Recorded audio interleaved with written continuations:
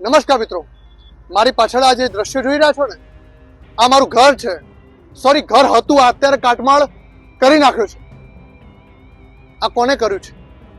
તો આ એ તાનાશાહી શાસકોએ કર્યું છે. તમને થતું હશે કે કેમ તાનાશાહી ભાઈ? ઓઢવમાં તો બધાના ઘર પડ્યા છે, તમારું પડે એમાં શું નવાઈ?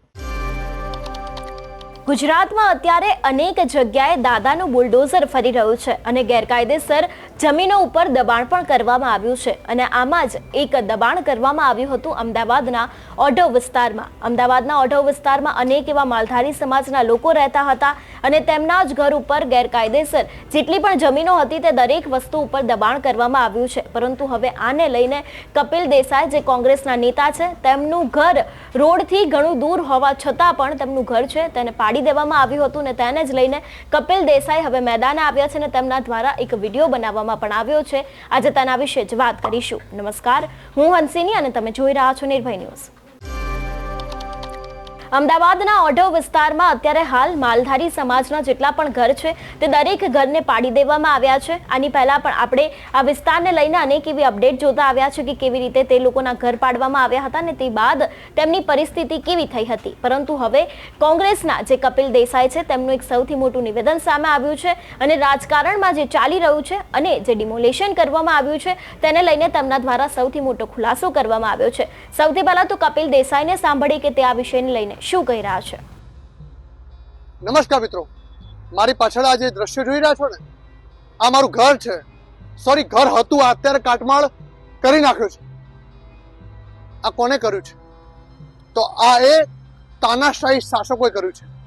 તમને થતું હશે કે કેમ તાનાશાહી ભાઈ? ઓઢવમાં તો બધાના ઘર પડ્યા છે, તમારું પડે એમાં શું નવાઈ?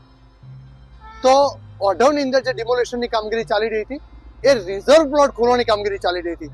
મારું ઘર કોઈ રિઝર્વ પ્લોટમાં નથી આવતું. મારું ઘર માત્ર ને માત્ર રાજકીય કિન્નાખોરીથી તોડવામાં આવ્યું છે.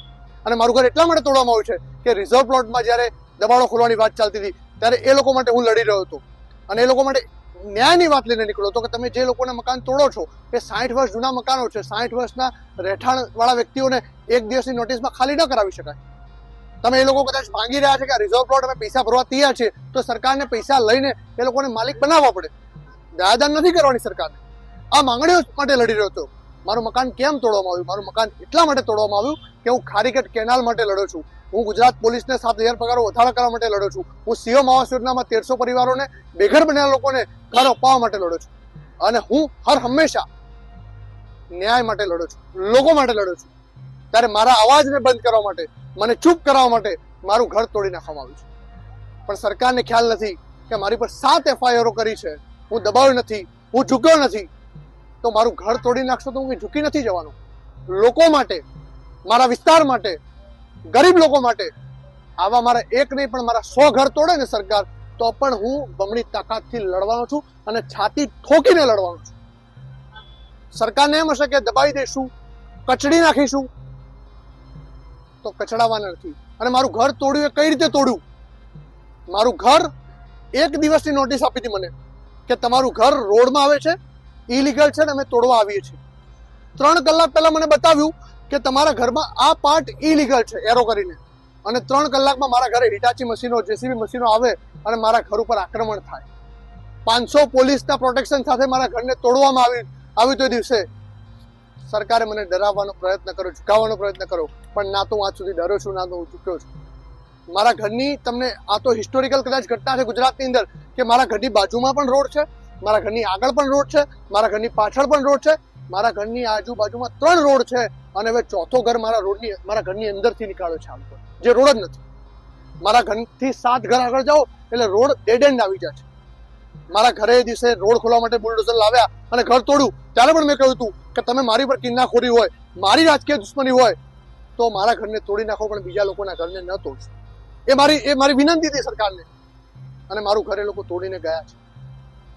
મારી ઉપર જે કોર્પોરેશનના અધિકારીઓએ, જે રાજકીય લોકોએ જે કાવા દાવો કરીને જે કિન્નાખોરી રાખી છે અને કિન્નાખોરીથી ઘર તોડ્યું છે, પરંતુ એમને કહેવા માંગુ છું કે હું બમણી તાકાતથી લડવાનો છું. કદાચ કપિલ દેસાઈ કાલે તાકાતથી લડતો હતો, હવે આવતીકાલે હું બમણી તાકાતથી લડવાનો છું. હું ડરવાનો નથી, હું ઝૂકવાનો નથી.